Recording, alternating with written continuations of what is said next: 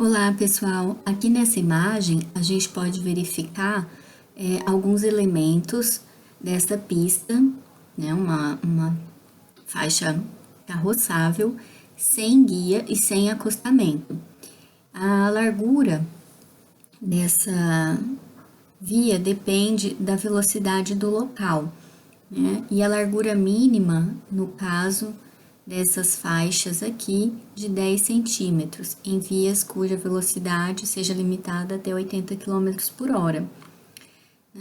Vias ou trechos com velocidades acima disso, a gente tem essa faixa branca aqui, com uma largura de 15 centímetros. Essa distância, mínimo 20 centímetros, a borda de pavimento, e aqui a gente consegue verificar então essa imagem.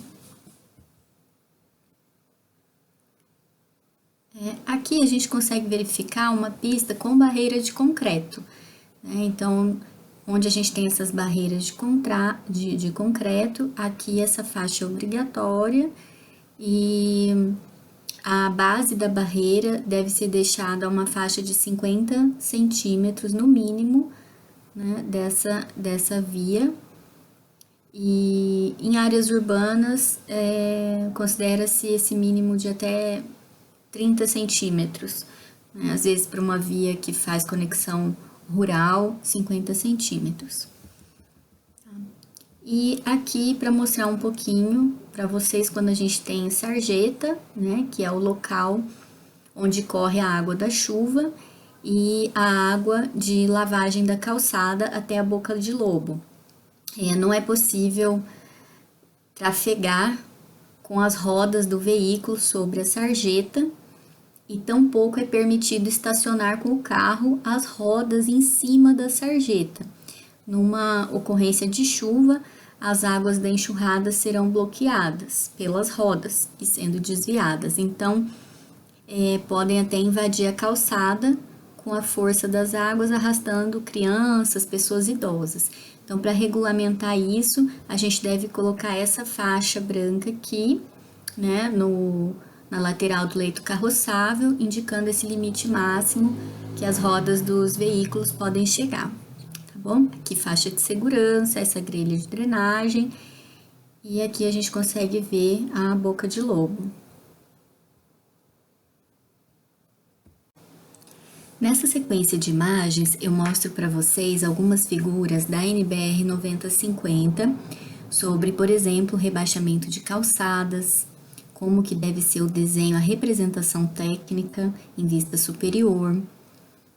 Aqui, ainda na NBR, a parte do rebaixamento também em calçadas estreitas, com a faixa de pedestres, essa travessia e alguns equipamentos urbanos, né, imobiliário urbano. Então, como que deve ser essa representação? Então, a NBR 9050, além de texto, ela traz todas as ilustrações muito didáticas para o projeto urbanístico, para a representação gráfica de vocês. Aqui é uma outra imagem na qual a gente consegue ver a representação de faixa elevada para travessia de pedestres em vista superior. Na norma, vocês encontram todos os tamanhos mínimos de representação. Aqui, novamente, redução do percurso da travessia. Então, vejam que eu alargo a calçada nesse trecho, eu diminuo a distância da faixa de pedestre, tá bom? Então, aqui são alguns exemplos para vocês pesquisarem na NBR 9050, baixar o PDF depois. Beijos!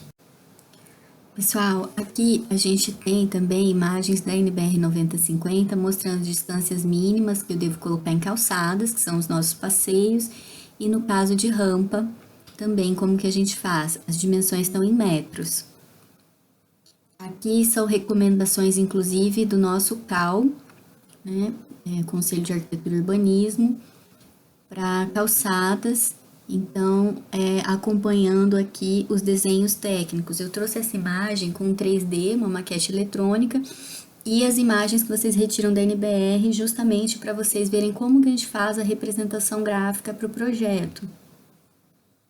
Aqui novamente, vista superior, mostrando a rampa de acesso, no caso de ter piso tátil, faixa de pedestre, qual o percentual, né, o caimento aqui, a inclinação para essa rampa ficar correta e os tamanhos mínimos recomendados. Aqui a gente consegue verificar um piso tátil direcional, uma faixa de serviço com mínimo de 70 centímetros, essa faixa livre aqui tem que ter no mínimo 1,20 e eu ainda tenho a faixa de acesso ao prédio, tá vendo? Então aqui é um esquema, um croquis que vocês podem praticar para representar um que seria uma calçada ideal, um passeio ideal no projeto de vocês. Olá, pessoal! Então aqui a gente consegue ver uma reportagem do ArcDaily, eu vou deixar o link para vocês, falando sobre Helsinki. É uma cidade na qual não é necessário que a gente tenha, por exemplo, um veículo. Isso está dentro do conceito de mobilidade urbana sustentável. Então, a gente tem nessa cidade um sistema de transporte público confiável, eficiente, e com isso as pessoas não se sentem estimuladas a possuir automóvel. Imagina isso aqui em Campo Grande, né? Então, se a gente for ver, eles têm esse plano aqui para eliminar o uso de automóvel, tá? E aqui o carro já não é um símbolo de status para jovens, né? O que ainda é aqui em Campo Grande, por exemplo. E aqui ele fala um pouquinho do departamento de planejamento da cidade. Sistema de transporte intermodal. E aqui é bacana que ele cita um pouquinho do projeto. Sistema de transporte público on demand, ou seja, de acordo com a demanda individual de cada cidadão. Tá? Então, fica o questionamento, né? Sistema de micro-ônibus, que transporta cidadãos de acordo com o itinerário elaborado pelos pedidos, né? Pelos pedidos mais próximos, e a autoridade de transporte regional da cidade que faz isso. Então, é mais caro andar de ônibus, porém mais barato que pedir um táxi, e evita que haja mais carros nas ruas transportando poucos passageiros. É possível uma realidade dessa aqui em Campo Grande? O que a gente precisaria fazer de intervenção para, talvez num futuro, e em quanto tempo, tomar medidas como essa, né?